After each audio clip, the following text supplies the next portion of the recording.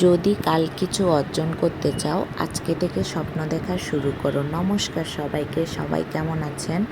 তো আমার বাসায় মা, বাবা, আঙ্কেল সবাই এসেছিল। তো ওনাদেরকে নিয়ে হচ্ছে যে আমাদের ছোটোখাটো স্বপ্ন পূরণ মানে যেটা করতে চলেছি সেটা ওনাদেরকে একটু দেখানোর জন্য নিয়ে যাচ্ছি। কারণ হচ্ছে যে বাবা মা সবার আশীর্বাদ ও ভালোবাসা ছাড়া আমরা কিছুই করতে পারবো না। তো ওনাদের আশীর্বাদে যতটুকু পেরেছি ওইটাই দেখানোর জন্য নিয়ে গিয়েছিলাম।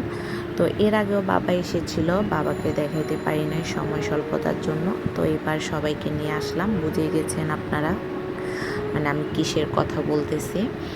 তো হচ্ছে যে ওনারা ঘুরে ঘুরে দেখতেছে আর বলতেছে খুবই ভালো লাগলো যে কিছু একটা যে আমরা করতে পারছি। ওনারা সেটা নিয়ে খুবই কি বলবো প্রাউড ফিল করতেছে, বিশেষ করে মানে আমার বড়মশাইকে নিয়ে।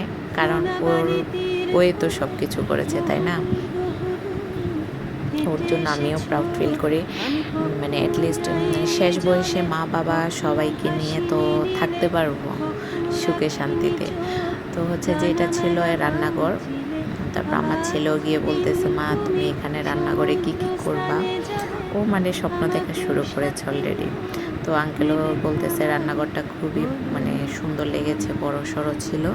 তো হচ্ছে পরে ওনাদেরকে নিয়ে ছাদে গিয়েছিলাম। ছাদে হচ্ছে যে ওনারা গল্প করতেছে, কেউ ছবি তুলতেছে, ভিডিও করতেছে, আড্ডা দিচ্ছে। এগুলা নিয়ে বিভিন্ন ধরনের মানে বিষয় নিয়ে আলোচনা করতেছে বাবা আর বিজয় মিলে, আঙ্কেল মিলে।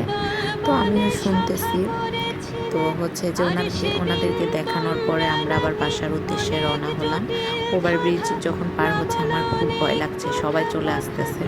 কারণ হচ্ছে আমার উপরে খুবই ভয় করে, মানে আমি যতই উপরে উঠি আমার মনে হয় যে আমার পায়ের নিচে মাটি সরে যাচ্ছে, মনে হচ্ছে আমি এখনই পড়ে মরে যাব, এরকম কিছু মনে হয় আমার। যাই হোক মানে অ্যাটলিস্ট ওনারা দেখতে পেরেছে, এটাতেই আমি খুশি। তো আজকের ভিডিও এতটুকুই। ভালো থাকবেন, সুস্থ থাকবেন আর আমার ইউটিউব চ্যানেলটা সাবস্ক্রাইব করে দিবেন। নমস্কার সবাইকে।